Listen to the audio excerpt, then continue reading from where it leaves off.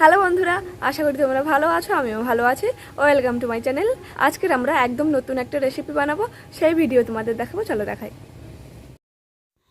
আজ আমরা একদম মজাদার একটা রেসিপি বানাবো। আজ বানাবো মাশরুমের পকোড়া। বাচ্চারা একদম মাশরুম খেতে পছন্দ করে না, তাই মাশরুম দিয়ে যদি পকোড়া বানিয়ে দিই, বাচ্চারা খেতে খুব পছন্দ করবে। শুধু বাচ্চারা নয়, বড়রাও খেতে খুব পছন্দ করবে। তাই চলো এবার মাশরুমের পকোড়াটা বানিয়ে ফেলি। মাশরুমগুলোকে দেখতে খুব সুন্দর, একদম ছাতার মতো। মাশরুমগুলোকে দেখতে যেমন সুন্দর, খেতেও তেমনই সুন্দর। মাশরুমের যে কোনো রেসিপি খেতে খুব সুন্দর লাগে। চলো এবার মাশরুমের পকোড়াটা বানিয়ে ফেলি। এবার মাশরুমগুলোকে ছাড়িয়ে নেব। এই রকম করে মাশরুমের আঁশগুলোকে তুলে দিতে হবে।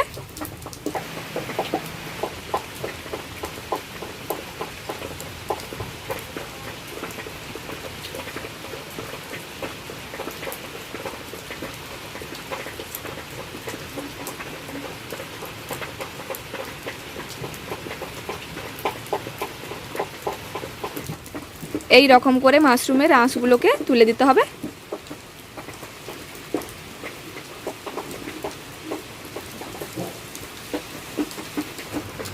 এই রকম করে সবগুলো মাশরুমের আঁশগুলোকে ছাড়িয়ে নিতে হবে।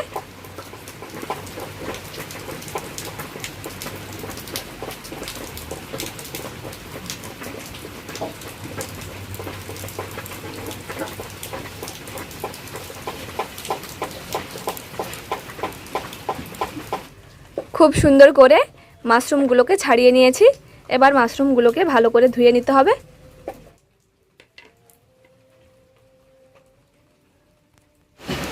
এবার মাশরুমগুলো দিয়ে পকোড়ার জন্য মিশ্রণটাকে বানিয়ে নেব। এবার দেব কর্নফ্লাওয়ার,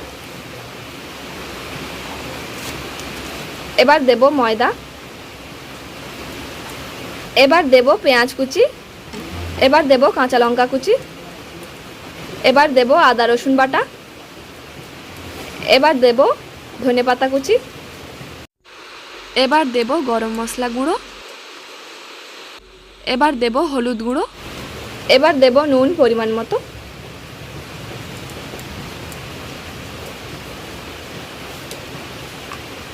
এবার সব কিছুকে ভালো করে মাখিয়ে নেব।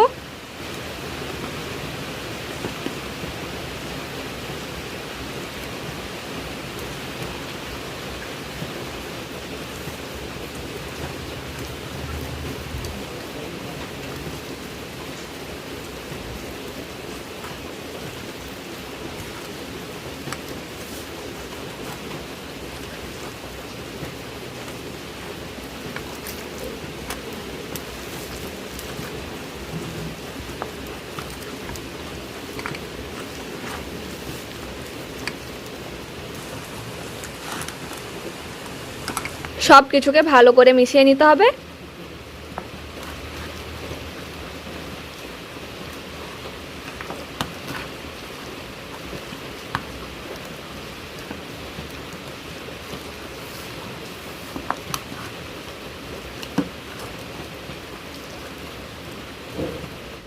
খুব সুন্দর করে মিশ্রণটাকে বানিয়ে নিয়েছি। এবার এগুলোকে ভেজে নেব। এবার তেল দিয়ে দেব। মাশরুমের মিশ্রণটাকে খুব সুন্দর করে বানিয়ে নিয়েছি। এবার কড়াইতে দিয়ে দেব। এই রকম ছোট ছোট করে কড়াইতে দিয়ে দিতে হবে।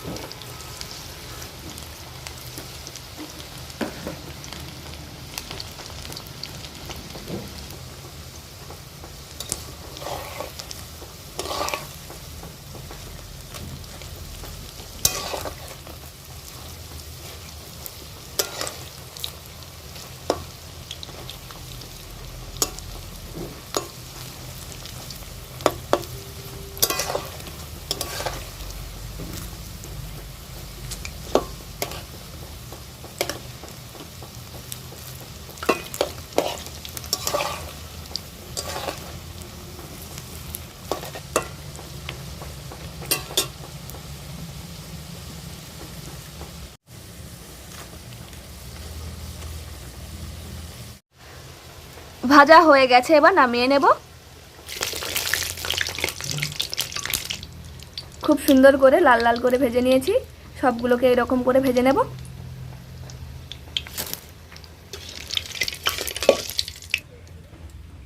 এই রকম অল্প অল্প করে নিয়ে কড়াইতে দিয়ে দিতে হবে।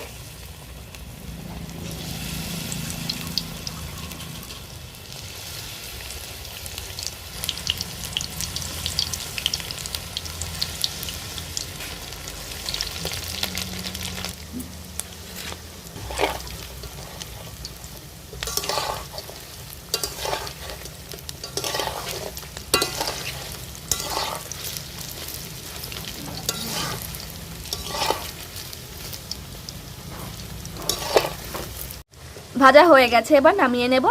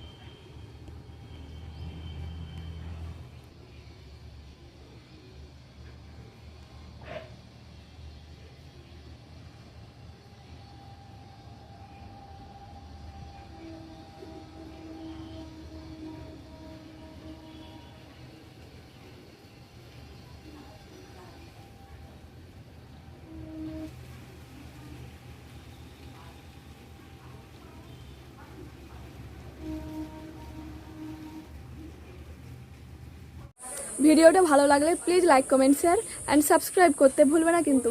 আজকে এই পর্যন্ত, টাটা।